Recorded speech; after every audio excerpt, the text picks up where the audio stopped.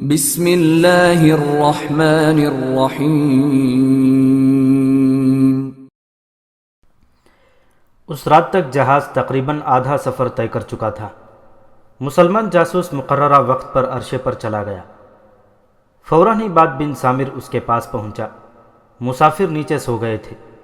عرشے پر ایک تو بن سامر تھا اور دوسرا مسلمان جاسوس، اور دو تین اور آدمی الگ جنگلے کے ساتھ کھڑے چاندنی رات میں سمندر کا نظارہ کر رہے تھے۔ ایک طرف افق پر بجلی چمک رہی تھی اور صاف پتہ چلتا تھا کہ گھٹا اوپر اٹھتی آ رہی ہے۔ ہوا بالکل ساکن ہو گئی تھی اور بادبان جو ہوا سے بھرے رہتے تھے عام کپڑوں کی طرح پھڑ پھڑا رہے تھے، جس کے زیر اثر جہاز کی رفتار نہ ہونے کے برابر رہ گئی تھی۔ بن سامر مسلمان تک پہنچا اور دونوں جنگلہ پکڑ کر چاندنی میں چمکتے سمندر کو دیکھنے لگے، اور پھر انہوں نے بڑی تیزی سے آگے بڑھتی ہوئی گھٹاؤں کو دیکھا، اور دیکھتے دیکھتے گھٹاؤں نے چاند کو اپنے عقب میں لے لیا۔ بن سامر کے دونوں دوست عرشے پر آ گئے۔ وہ آہستہ آہستہ بن سامر اور مسلمان کی طرف بڑھ رہے تھے۔ بن سامر نے وقت کا بڑا اچھا انتخاب کیا تھا۔ گھٹاؤں نے اس کے ساتھ یہ تعاون کیا کہ چاند کو چھپا کر رات کو تاریک کر دیا۔ اب ان تینوں کے لیے مسلمان کو اٹھا کر سمندر میں پھینکنا آسان ہو گیا تھا، اور دیکھنے والا کوئی بھی نہ تھا۔ بن سامر کے دوست قریب پہنچے تو اچانک ہوا چل پڑی۔ سب نے محسوس کیا کہ ہوا معمول سے زیادہ ٹھنڈی ہے۔ اب چند لمحوں میں ہی ان تینوں نے اپنا شکار مار لینا تھا۔ او بھائیوں! انہیں کچھ دور سے للکار سنائی دی، فوراً نیچے چلے جاؤ، طوفان آ رہا ہے، سمندر میں جا گرو گے، جلدی چلو یہاں سے، نیچے بھاگ جاؤ۔ ان سب نے ادھر دیکھا۔ جہاز کے دو تین ملاح دوڑتے آ رہے تھے۔ ان میں سے کسی نے انہیں وہاں چلے جانے کو کہا تھا۔ وہ وہاں سے ہٹے اور آہستہ آہستہ چل پڑے۔ انہوں نے دیکھا کہ ملاحوں میں بھگدڑ مچ گئی تھی۔ شاید تمام ہی ملاح اوپر آ گئے تھے اور بادبانوں کے رسے کھینچنے لگے تھے۔ فوراً ہی ہوا اور تیز ہو گئی اور اس نے طوفانی رفتار پکڑ لی۔ پھر ایسی موسلا دھار بارش شروع ہو گئی کہ اوپر ٹھہرنا محال ہو گیا۔ جہاز کاغذ کی ناؤ کی طرح ڈولنے لگا، اور پھر اس طرح جیسے کوئی زبردست طاقت جہاز کو اوپر اٹھا اٹھا کر سمندر کی سطح پر پٹک رہی ہو۔ مسافر جاگ اٹھے، وہ تو ایک دوسرے پر گر رہے تھے۔ مسافر مسلمان جاسوس اور بن سامر کے دوستوں کو پتہ ہی نہ چلا کہ وہ کہاں ہیں اور دوسرے کہاں ہیں۔ سمندر کی طوفانی موجیں اوپر اٹھ اٹھ کر جہاز میں گر رہی تھی۔ بادبان لپیٹ دیے گئے تھے، لیکن جلدی میں اچھی طرح لپیٹے نہ جا سکے، اور اتنی تیز طوفانی آندھی میں پھڑ پھڑانے لگے۔ اب جہاز بڑے ہی زبردست طوفان کی لپیٹ میں آ گیا۔ کسی کو کسی کا خیال نہ رہا۔ ماؤں نے بچوں کو سینوں سے لگا لیا، لیکن جب جہاز اوپر اٹھتا یا دائیں اور بائیں کو ڈولتا تو ماؤں کے لیے بچوں کو سینے سے چپکائے رکھنا ممکن نہ رہا۔ مائیں پکڑتی تھیں اور بچے بازوؤں سے گر پڑتے تھے۔ جہاز کے اندر بھی یوں لگتا تھا جیسے مسافر سمندر میں ہو۔ جہاز میں پانی بھرتا جا رہا تھا۔ مسافر چیخ چلا رہے تھے، لیکن طوفان کی چیخیں اور زناٹے اس چیخ و پکار سے کئی گنا زیادہ بلند اور جگر پاش تھے۔ جہاز اپنے جہاز رانوں کی گرفت سے نکل گیا تھا، اور اب یہ طوفانی باد و باران کے رحم و کرم پر تھا۔ اس قسم کی آوازیں سنائی دینے لگی جیسے کسی کا کوئی عزیز سمندر میں جا پڑا ہو۔ مسافر ایک ایک دو دو کر کے سمندر میں ڈوب رہے تھے۔ طوفان نے جہاز کو ساحل کے قریب کر دیا۔ جہاز کے اندر اتنا زیادہ پانی آ گیا تھا کہ اب کسی بھی لمحے اسے ڈوب جانا تھا۔ لمحے طوفان کی تیز و تند رفتار کے ساتھ گزرتے جا رہے تھے، اور جہاز ایک طرف سے ڈوبنے لگا۔ اس کے تین چار تختے نکل گئے، اور ادھر سے سمندر کی موجیں جہاز میں آئیں تو جہاز اس پہلو پر ہو گیا۔ مسافر جو ابھی تک اس امید پر جہاز میں ہی رہے تھے کہ طوفان گزر جائے گا، سمندر میں کود گئے۔ کچھ ہی وقت بعد جہاز ڈوب گیا۔ صبح طلوع ہوئی تو آسمان پر بادلوں کے ٹکڑے منڈلا رہے تھے، اور ان میں ایک گونا معصومیت تھی۔ سمندر پرسکون تھا، جیسے رات کچھ ہوا ہی نہ ہو۔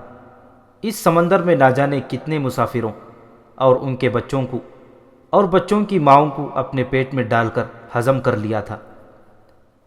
ساحل پر کچھ دور دور تک چند آدمی نظر آ رہے تھے۔ ان میں سے کچھ ایسے پڑے تھے جیسے بے ہوش ہو گئے ہیں، اور کچھ قدم گھسیٹ رہے تھے۔ یہ وہ خوش قسمت تھے جو تیر کر ساحل پر پہنچ گئے تھے۔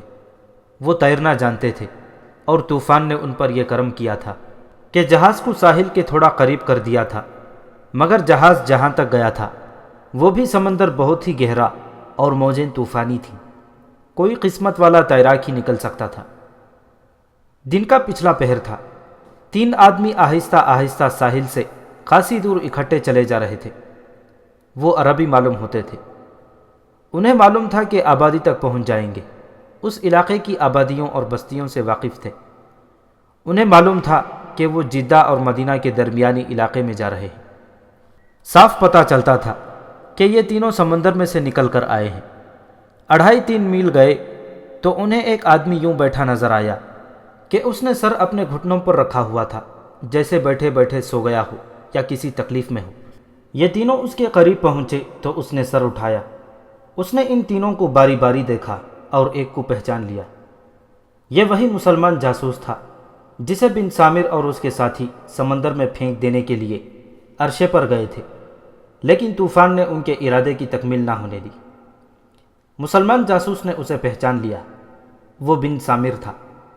اس مسلمان کے ساتھ وہ جوان سال آدمی تھے جو اس کے ساتھی تھے اور جاسوسی کے مشن پر اس کے ساتھ گئے تھے۔ تم خوش قسمت ہو بن سامر، مسلمان جاسوس نے کہا۔ اس طوفانی سمندر سے زندہ نکلنا خوش قسمتی نہیں تو اور کیا ہے؟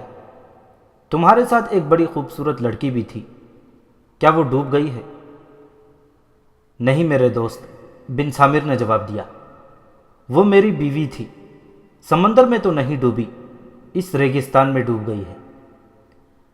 میں سمجھ گیا بن سامر، مسلمان نے کہا، وہ سمندر سے تو نکل آئی تھی اور یہاں آ کر مر گئی ہے، اور تم نے اسے دفن کر دیا ہے۔ کہاں دفن کیا ہے؟ تم کچھ بھی نہیں سمجھے میرے بھائی، بن سامر نے کہا۔ میں کیا بتاؤں مجھ پر کیا گزری ہے؟ بن سامر، مسلمان نے کہا، اب میں تمہیں اپنے متعلق صحیح بات بتاتا ہوں۔ میں عیسائی نہیں مسلمان ہوں، اور میرا نام مسعود بن سہیل مکی ہے۔ تم اب میرے ملک میں ہو، میں اور میرے یہ دوست تمہیں یہاں تنہا چھوڑ کر نہیں جائیں گے۔ مسعود بن سہیل اور اس کے دونوں ساتھی بن سامر کے پاس بیٹھ گئے۔ مسعود نے کہا، اب بتاؤ کیا کہنا چاہتے ہو اور تم پر کیا بیتی ہے؟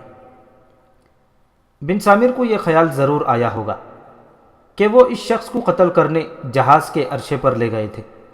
مسعود کو تو ان کے اس ارادے کا علم ہی نہیں تھا، لیکن بن سامر محسوس کرنے لگا کہ ان مسلمانوں سے اسے کسی اچھے سلوک کی توقع نہیں رکھنی چاہیے۔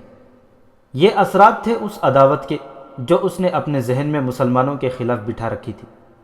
چونکہ مسعود بن سہیل اور اس کے ساتھی ہمدردی اور دلچسپی سے اس کے پاس بیٹھ گئے تھے اور اس کی بات سننا چاہتے تھے، اس لیے اس نے انہیں اصل واقعہ سنا دیا۔ اس نے یوں سنایا کہ جب جہاز ڈوبنے لگا تو وہ اور اس کے 2 ساتھی سمندر میں کود گئے۔ بن سامر کو سب سے زیادہ خیال عینی کا تھا۔ اس نے یہاں تک سوچ لیا تھا کہ عینی ڈوب گئی تو وہ بھی اس کے ساتھ ڈوب مرے گا۔ وہ سمندر میں کود کر عینی کو پکارنے لگا۔ عینی بھی کود گئی تھی، لیکن وہ سمندر میں اسے نظر نہیں آ رہی تھی۔ وہ ادھر ادھر عینی کو ڈھونڈنے کے لیے تیرنے لگا۔ جلد ہی اسے نظر آ گیا کہ اس کے ایک ساتھی نے عینی کو اپنی پیٹھ پر ڈال لیا ہے اور ساحل کی طرف تیر رہا تھا۔ وہاں تو طوفان کی چیخیں اور زناٹے تھے اور بھپرے ہوئے سمندر کی اٹھتی گرتی طوفانیں موجیں تھیں۔ بن سامر نے اپنے دوست کی یہ آواز سن لی کہ عینی کی فکر نہ کرو، اسے میں باہر نکال لوں گا۔ بن سامر مطمئن ہو گیا اور ساحل تک پہنچنے کے لیے سمندر سے لڑنے جھگڑنے لگا۔ وہ فوجی ہونے کی وجہ سے بڑا اچھا تیراک تھا اور اس کے ساتھی بھی تیراکی میں مہارت رکھتے تھے۔ ساحل سے کچھ دور ہی تھے۔ سمندر کی موجوں نے ان تینوں کی بہت مدد کی۔ وہ اس طرح کے موجیں ساحل کی طرف جا رہی تھیں اور ساحل سے ٹکرا کر واپس آتی تھیں۔ اس طرح ان موجوں نے انہیں ساحل پر لے جا کر پھینک دیا، لیکن ان کی جسمانی حالت اس قدر بری ہو چکی تھی جیسے وہ اپنے پاؤں پر کھڑے بھی نہیں ہو سکیں گے۔ جوان آدمی تھے، کچھ وقت بعد ان کے جسم نارمل حالت میں آنے لگے اور وہ اس منزل کی طرف چلنے کے قابل ہو گئے جن کا انہیں ابھی پتہ ہی نہ تھا۔ ایک دو مسافر انہی کی طرح سمندر سے نکل آئے تھے۔ انہوں نے بن سامر کو بتایا کہ یہ عرب کا ساحل ہے اور شام بہت دور ہے۔ وہ چل پڑے اور رات آ گئی۔ انہوں نے خاصا فاصلہ طے کر لیا تھا، لیکن دور دور تک آبادی کے کوئی آثار نہیں تھے۔ رات کو وہ ایک جگہ لیٹ گئے۔ اینی بن سامر کی بیوی تھی، اس لیے یہ دونوں اپنے ساتھیوں سے ذرا الگ ہٹ کر اکٹھے لیٹے۔ تھکن نے ان کے جسم توڑ دیے تھے، لیٹتے ہی سو گئے۔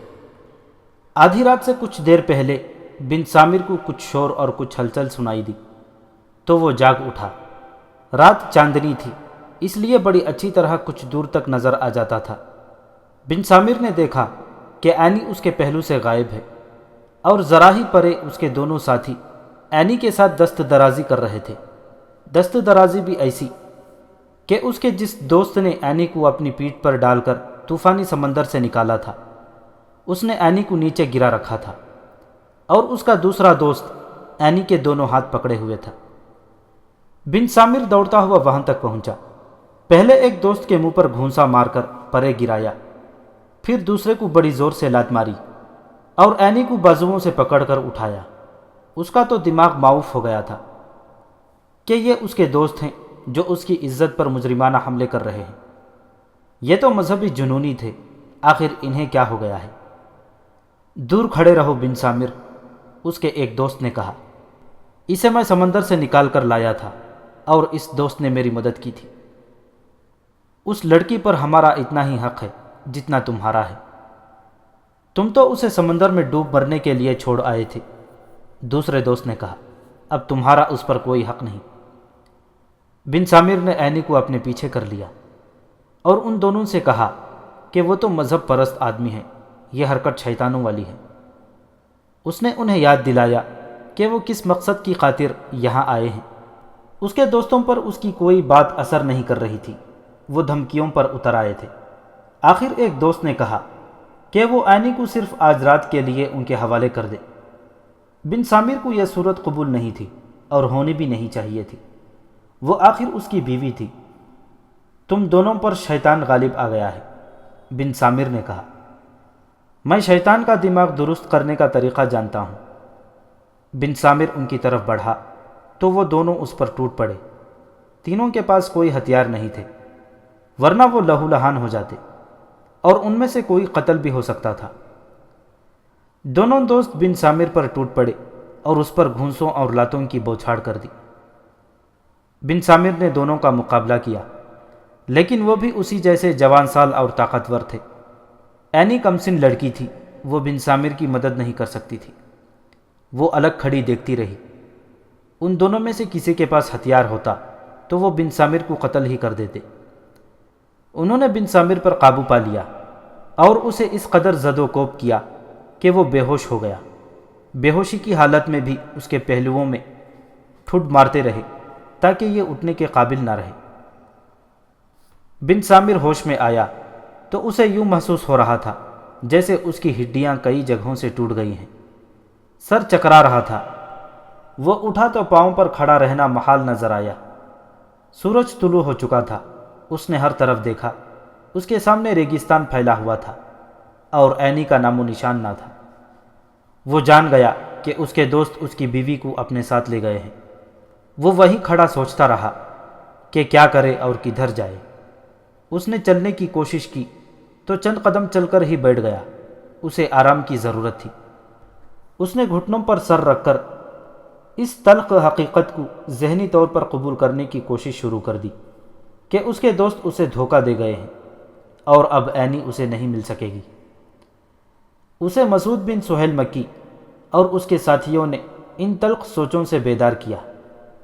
مسعود بھائی، بن سامر نے کہا، مجھے تم سے یہ توقع نہیں رکھنی چاہیے کہ میری مدد کرو گے۔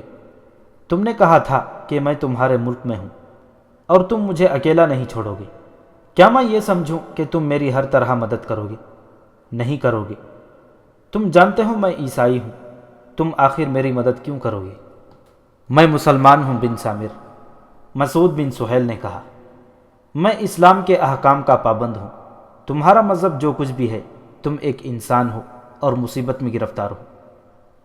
اسلام مجھ پر فرض عائد کرتا ہے کہ میں تمہاری مدد کروں۔ یہ بھی ذہن میں رکھو کہ اسلام کا یہ بھی حکم ہے کہ جو تمہاری زبان سے نکل گیا ہے وہ بھی عملاً پورا کرو، اور میرے یہ دوست بھی تمہاری مدد کریں گے۔ دراصل تمہاری بیوی اس قدر خوبصورت اور دلکش ہے کہ اس کا جسم حاصل کرنے کے لیے کوئی پارسا بھی پارسائی سے دستبردار ہو سکتا ہے۔ بن سامر اٹھا، اس کے دوست بھی اٹھ کھڑے ہوئے۔ اس نے پہلے وہاں زمین دیکھی، وہاں لڑائی کے نشانات صاف نظر آ رہے تھے۔ مسعود نے ایک طرف دیکھا اور اکیلا ہی اس طرف چل پڑا۔ بن سامر کے دونوں دوستوں اور عینی کے نقوش پا صاف نظر آ رہے تھے۔ مسعود تجربے کار جاسوس تھا۔ اس نے دیکھا کہ بعض جگہوں پر قدموں کے نشان ایسے ہیں جیسے عینی کو زبردستی یا گھسیٹ کر ساتھ لے جا رہے ہوں۔ کچھ دور جا کر مسعود واپس آیا اور اپنے دوستوں کو بتایا کہ وہ کیا دیکھ آیا ہے۔ صحرا میں نقوش پا کو چھپایا نہیں جا سکتا، اور یہ تعاقب کرنے والوں کو بڑی ہی واضح اور قابل اعتماد رہنمائی کیا کرتے ہیں۔ وہ دور نہیں گئے ہوں گے، مسعود کے ایک ساتھی نے کہا۔ دور جا سکیں گے بھی نہیں۔ یہ بتاؤ بن سامر، کیا ان کے پاس پینے کو پانی ہے؟ نہیں، بن سامر نے جواب دیا، ان کے پاس پانی کہاں سے آ سکتا ہے؟ ہم تو سمندر سے نکل کر آئے تھے۔ اٹھو اور چلنے کی کوشش کرو، مسعود نے بن سامر سے کہا۔ ہماری منزل کہیں اور ہے، لیکن ہم پہلے کوشش کریں گے کہ تمہاری بیوی تمہیں واپس مل جائے۔ بن سامر اٹھا اور ان کے ساتھ چل پڑا۔ اس سے ٹھیک طرح چلا نہیں جا رہا تھا۔ مسعود اور اس کے ایک ساتھی نے بن سامر کے دائیں اور بائیں ہو کر اس کے جسم کا کچھ بوجھ اپنے بازوؤں پر لے لیا، اور اس طرح وہ کچھ دور تک چلتا گیا۔ سورج اوپر آیا تو اس کی تپش نے اس کے جسم میں جان ڈال دی، اور وہ بغیر سہارے کے چلنے لگا۔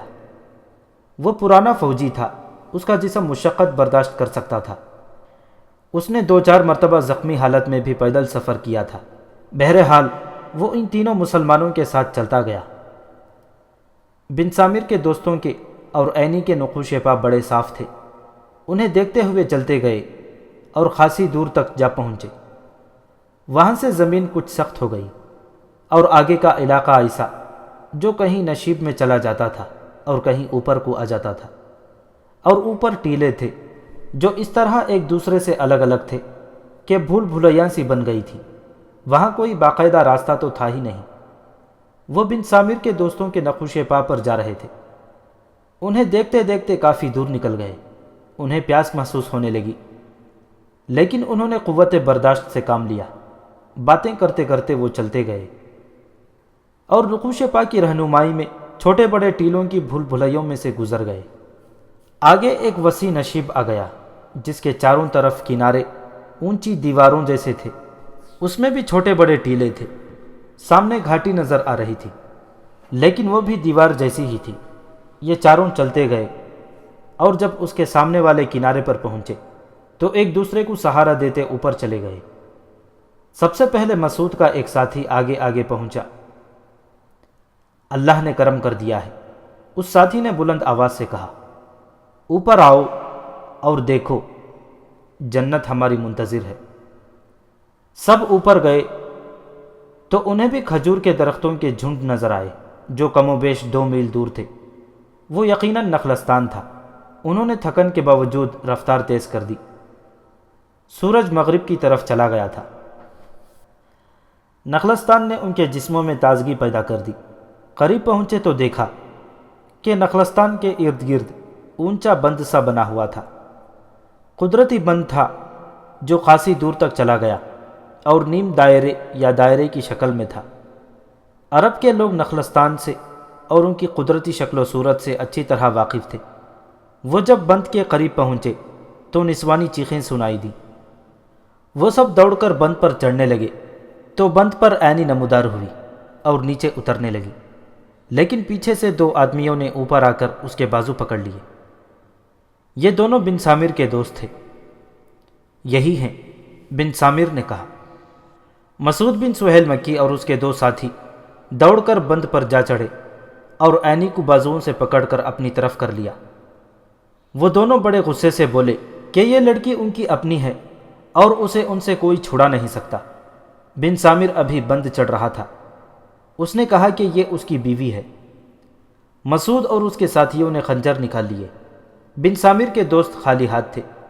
ان تینوں مسلمانوں نے ان دونوں سے کہا کہ وہ یہیں بیٹھ جائیں اور اگر ذرا سی بھی حرکت کی تو انہیں قتل کر دیا جائے گا۔ وہ بیٹھ گئے۔ مسعود نے اینی کو سامنے کھڑا کر دیا۔ اے لڑکی، مسعود نے اینی سے کہا، ہمیں بتا انہوں نے تیرے ساتھ کیا سلوک کیا ہے۔ اینی نے انہیں بتایا کہ گزشتہ رات یہ دونوں اسے گھسیٹ کر پرے لے گئے تھے اور دست درازی کی تھی۔ پھر ان کی وہ حرکت سنائی جو وہ بن سامر سے سن چکے تھے۔ آخر میں اس نے بتایا کہ یہاں لا کر یہ دونوں اس کی آبرو ریزی کر رہے تھے۔ مسعود بن سہیل نے اپنے دوستوں کی طرف دیکھا۔ ایک نے کہا کہ اس جرم کی سزا موت سے کم نہیں ہو سکتی۔ یہ سنتے ہی بن سامر کے دونوں ساتھیوں نے منت سماجت شروع کر دی، لیکن تینوں مسلمانوں نے پہلے ایک کو پکڑ کر زمین پر پیٹھ کے بل گرا لیا اور پھر اس کی ٹانگیں اور بازو جکڑ لیے۔ مسعود نے اپنا خنجر اینی کو دے کر کہا کہ اس کے دل کے مقام پر پوری طاقت سے خنجر مارے، پھر اس کا پیٹ چاک کر دے۔ اینی اس قدر غصے میں تھی کہ اس نے خنجر لے کر اس آدمی کو اس طرح خنجر مارے جس طرح مسعود نے بتایا تھا۔ پھر انہوں نے دوسرے آدمی کو گرایا، اسے بھی اینی کے ہاتھوں سے قتل کروایا۔ اینی تو غصے میں جیسے پاگل ہو گئی تھی۔ وہ اپنا کام کر چکی تھی، لیکن اس نے ان دونوں کو باری باری بڑی تیزی سے سینوں اور پیٹ میں، پھر ان کی آنکھوں میں خنجر مارے۔ اگر اسے پکڑ نہ لیتے تو وہ خنجر مارتی ہی چلی جاتی۔ وہ بن سامر کے ساتھ لپٹ گئی اور بہت روئی۔ اس کام سے فارغ ہو کر انہوں نے کہا، وہاں تو پانی ہی پانی ہے۔ وہ سب دوڑتے بند سے اترے اور پانی پینے لگے۔ وہاں کھجور کے بہت سے درخت تھے۔ اوپر دیکھا تو درختوں کو پھل لگا ہوا تھا۔ کچھ کھجوریں گہرا بادامی رنگ اختیار کر گئی تھیں، زیادہ تر ابھی کچی تھیں۔ مسعود اور اس کے دونوں ساتھی ایک ایک درخت پر چڑھ گئے اور کھجوروں کے گچھے توڑ توڑ کر نیچے پھینکنے لگے۔ پھر وہ نیچے اترے، کھجوروں سے ریت صاف کرنے کے لیے کچھ دیر پانی میں ڈالے اور پھر کھانے لگے تو کچی کھجوریں بھی کھا گئے۔ بھوک نے انہیں بے حال کر رکھا تھا۔ سورج غروب ہو چلا تھا۔ انہوں نے رات وہیں گزارنے کا فیصلہ کر لیا۔ بھوک پیاس اور اتنا زیادہ چلنے سے ان کے جسم ٹوٹ پھوٹ گئے تھے۔ سورج غروب ہو گیا تو مسعود بن سہیل کے ایک ساتھی نے اذان دی۔ پھر مسعود کی امامت میں دونوں ساتھیوں نے نماز مغرب ادا کی۔ بن سامر اور اینی انہیں دیکھ رہے تھے۔ عشاء کے وقت پھر ان میں سے ایک نے اذان دی اور مسعود نے باجماعت نماز پڑھائی اور اس کے بعد یہ تینوں اکٹھے ہی لیٹ گئے۔ بن سامر اور اینی بھی ان کے قریب لیٹے تو مسعود نے بن سامر سے کہا کہ وہ میاں بیوی ہیں، اس لیے وہ ان سے دور جا کر سوئیں۔ وہ دونوں اٹھ کر ان سے کچھ دور چلے گئے۔ اینی اس قدر ڈری ہوئی تھی کہ اسے نیند نہیں آ رہی تھی۔ کچھ ایسی ہی کیفیت بن سامر پر بھی طاری تھی۔ کیا ان تینوں پر تمہیں اعتماد ہے؟ اینی نے بن سامر سے پوچھا۔ میں کچھ بھی نہیں کہہ سکتا، بن سامر نے جواب دیا۔ مجھے افسوس ہو رہا ہے کہ میرے پاس اس وقت کوئی ہتھیار نہیں تھا جب میں سمندر میں کودا۔ میں نہتا ہوں، اگر ایسا وقت آ پڑا تو ان سے خنجر چھیننے کی کوشش کروں گا۔ سو نہ جانا بن سامر، اینی نے بڑے سہمے ہوئے لہجے میں کہا۔ بن سامر پر نیند کا غلبہ ہوا جا رہا تھا، لیکن وہ اس کوشش میں تھا کہ وہ نیند پر غالب آ جائے۔ اسے احساس تھا کہ اینی نو عمر بھی ہے اور بے حد حسین بھی۔ اگر اس کے اپنے ہم مذہب بھائی نے اینی کے ساتھ یہ سلوک کیا تھا تو یہ تو مسلمان ہیں، ان پر بھروسہ ہی نہیں کیا جا سکتا۔ وہ دونوں اپنے آپ پر جبر کرتے جاگتے رہے۔ تینوں مسلمان گہری نیند سو رہے تھے۔ رات آدھی گزری ہوگی کہ نیند نے بن سامر کو اور اینی کو دبوچ لیا اور وہ گہری نیند سو گئے۔ اچانک ایسی آوازیں بلند ہوئی جیسے چند آدمی آپس میں لڑ رہے ہوں اور چیخ چلا بھی رہے ہوں۔ بن سامر اور اینی گھبرا کر اٹھ بیٹھے اور ادھر ادھر دیکھنے لگے۔ سب سے پہلے انہوں نے مسعود بن سہیل اور اس کے ساتھیوں کو دیکھا۔ وہ اتنی گہری نیند سوئے تھے کہ جاگے ہی نہیں۔ بن سامر کی خوفزدہ نظریں نخلستان کے بند پر گئی تو چاندنی میں اسے صحرائی لومڑیاں نظر آئیں جو اس کے دوستوں کی لاشوں پر لڑ پڑی تھیں اور ان لاشوں کو کھا رہی تھی۔ دونوں پھر لیٹ گئے اور سو گئے۔ اب انہیں اذان کی آواز سنائی دی اور وہ جاگ اٹھے۔ انہوں نے دیکھا کہ مسعود کا ایک ساتھی بند پر کھڑا اذان دے رہا ہے اور اس کے ساتھی پانی کے قریب بیٹھے وضو کر رہے ہیں۔ سو جاؤ عینی، بن سامر نے کہا، یہ تینوں نماز پڑھیں گے۔ دونوں لیٹ گئے اور پھر گہری نیند میں چلے گئے۔ تھوڑی ہی دیر گزری تھی کہ مسعود نے بن سامر کو جگایا اور کہا کہ چلنے کا وقت ہو گیا ہے اور اگر وہ ان کے ساتھ چلنا چاہتا ہے تو آ جائے۔ میں اکیلا تو کہیں نہیں جاؤں گا، بن سامر نے کہا، تمہاری منزل تک تمہارا ساتھ دوں گا، پھر آگے جاؤں گا۔ تمہیں کہاں جانا ہے؟ مسعود نے پوچھا۔ بن سامر نے فوری جواب نہ دیا۔ عینی کی طرف دیکھا، پھر سر جھکا لیا اور پھر مسعود کی طرف دیکھا۔ یوں لگتا تھا جیسے اسے مسعود کے سوال کا کوئی جواب معلوم نہیں۔ مسعود نے اپنا سوال دہرایا تو بن سامر نے سر جھکا لیا۔ کیا تمہیں اپنی منزل کا کچھ پتہ نہیں؟ مسعود کے ایک ساتھی نے پوچھا۔ نہیں، بن سامر نے جواب دیا، منزل کا پتہ نہیں اور اپنے مقصد کے متعلق کوئی شک نہیں۔ ہم تمہیں مجبور نہیں کرتے، مسعود نے کہا، اگر چاہو تو اپنا مقصد ہی بتا دو۔ معلوم ہوتا ہے تم اس علاقے سے واقف نہیں۔ اگر تمہیں ہمارے ساتھ کی ضرورت ہے تو ہم تمہیں اپنے ساتھ رکھیں گے، اگر نہیں تو ہم تمہیں یہیں سے الوداع کہہ دیں گے۔ میں تمہارے سلوک سے اس قدر متاثر ہوا ہوں کہ چاہتا ہوں اپنا مقصد تمہارے سامنے رکھ دوں۔ میں بڑا ہی پکا عیسائی ہوں۔ عیسائیت اور کسی عیسائی کے خلاف ذرا سی بھی بات برداشت نہیں کر سکتا، لیکن میرے ان دو دوستوں نے میرے عقیدے کو متزلزل کر ڈالا ہے۔ یہ دونوں بھی بڑے پکے عیسائی تھے۔ ہمارے دلوں میں دو قوموں کی نفرت بھری ہوئی تھی، ایک رومی، دوسرے مسلمان۔ میں قبطی عیسائی ہوں اور ہمارا پیشوا بنیامین ہے۔ تم شاید بھول گئے ہو، مسعود نے کہا، جہاز میں تم مجھے عیسائی سمجھ کر اپنا یہ مقصد بتا چکے ہو۔ مجھے یاد آ گیا کہ تم شام جا رہے تھے، لیکن طوفان نے تمہیں منزل سے بہت دور یہاں لا پھینکا ہے۔ تم شام کے عیسائیوں کو مسلمانوں کے خلاف بغاوت پر آمادہ کرنے جا رہے تھے۔ ہاں، بن سامر نے کہا، میں اسی مقصد کے لیے جا رہا تھا، لیکن اب نہیں جاؤں گا۔ کیوں؟ مسعود نے پوچھا، اب کیوں نہیں جاؤ گے؟ اگر تمہیں یہ خطرہ نظر آ رہا ہے کہ ہم تمہیں قتل کر دیں گے تو میں تمہیں اس خطرے سے آزاد کرتا ہوں۔ اپنی بیوی کو ساتھ لو اور چلے جاؤ۔ ہم مدینہ جا رہے تھے، طوفان نے جہاز کو ہماری بندرگاہ تک نہ پہنچنے دیا اور یہاں لے آیا۔ ہمارے ساتھ مدینہ چلو اور وہاں سے میں تمہیں شام کے راستے پر ڈال دوں گا۔ پہلے دیکھوں گا کہ تمہیں ہماری مدد کی ضرورت ہے یا نہیں۔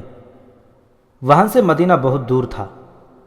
مسعود اور اس کے ساتھی جاسوس تھے اور انہیں ایسی تربیت دی گئی تھی کہ رات کو ستاروں اور دن کو سورج کو دیکھ کر اپنی منزل کی سمت معلوم کر لیتے تھے۔ اس کے علاوہ وہ صحرا کے بھیدی تھے۔ بن سامر پر دراصل بددلی چھا گئی تھی، جس سے اس کے ارادے اور مذہب کے ولولے بھی متاثر ہوئے تھے۔ مسعود اور اس کے ساتھی غالباً اس کی یہ جذباتی کیفیت سمجھ گئے، اسی لیے انہوں نے اس کا ان کے ساتھ چلنے پر اعتراض نہ کیا۔ اپنا ارادہ تو بتا ہی چکا تھا۔ مسعود نے اسے اپنے ساتھ لے لیا۔ سفر کی اگلی رات آئی تو یہ بھی آسمان تلے بسر کرنی پڑی۔ بن سامر عینی کے ساتھ ان تینوں سے الگ لیٹ کر سویا۔ وہ رات بھی دونوں نے ڈرتے ڈرتے گزاری۔ انہیں شاید ابھی یقین نہیں آیا تھا کہ کوئی اتنے اونچے کردار کا شخص بھی ہو سکتا ہے جو ایسی خوبصورت اور دل نشین لڑکی کو نظر انداز کر دے۔ بن سامر کی مجبوری تو یہی تھی کہ وہ تنہا تھا اور اس کے ہم سفر 3 آدمی تھے۔ اس کا خوف بجا تھا، لیکن وہ رات بھی خیریت سے گزر گئی۔ اس کے بعد جو رات آئی وہ ایک آبادی کے قریب گزری۔ وہاں سے انہیں کھانے پینے کا سامان مل گیا، جس سے ان کا باقی سفر آسان ہو گیا۔ اس کے بعد 2 اور راتیں آئیں اور وہ بھی کھلے آسمان تلے گزریں۔ بن سامر کے دل سے اب خوف نکل گیا تھا۔ وہ دیکھ رہا تھا کہ یہ تینوں عینی کے ساتھ ذرا سے بھی دلچسپی نہیں رکھتے۔ وہ ہر نماز باجماعت پڑھتے اور مسعود بن سہیل مکی امامت کرتا تھا۔ مسعود کو زیادہ دلچسپی بن عامر کے ساتھ تھی۔ مسعود اسے کوریدتا رہتا اور اس کے سینے میں چھپی ہوئی باتیں نکلوانے کی کوشش میں لگا رہتا تھا۔ بن سامر اب مصر کے قبطی عیسائیوں اور رومی فوج کے متعلق اس طرح باتیں کرنے لگا تھا جیسے وہ مسلمان ہو اور چاہتا ہو کہ مصر پر مسلمان فوج کشی کریں۔ اس نے مسعود کو ایک روز صاف الفاظ میں بتا دیا کہ رومی فوج میں اب وہ تاب و طاقت نہیں رہی جو کبھی ہوا کرتی تھی۔ شام کی طویل جنگ اور شکستوں اور پسپائیوں نے اس فوج کا دم خم توڑ دیا تھا۔ بن سامر نے یہ بھی بتایا کہ اس سے مسلمان اس خوش فہمی میں مبتلا نہ رہے کہ یہ فوج فوراً ہتھیار ڈال دے گی۔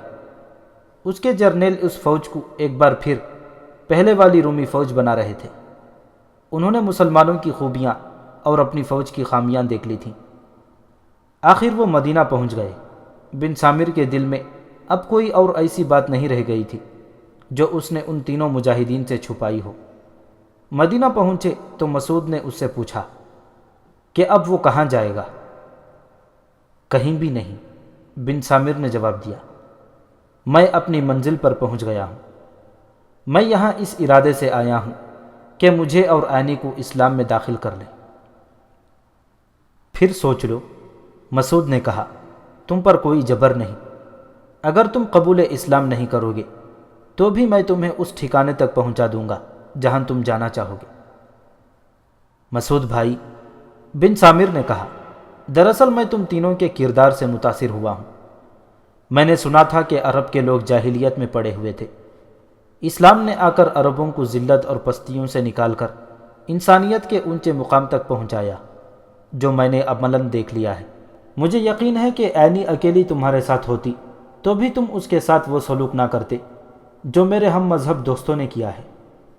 مسعود اور اس کے دونوں ساتھی بن سامر اور عینی کو اپنے سالار کے پاس لے گئے اور اسے ان دونوں کے متعلق ساری بات اور پھر بن سامر کی خواہش بتائی۔ اس دور کے سالار امامت کے فرائض بھی سر انجام دیا کرتے تھے۔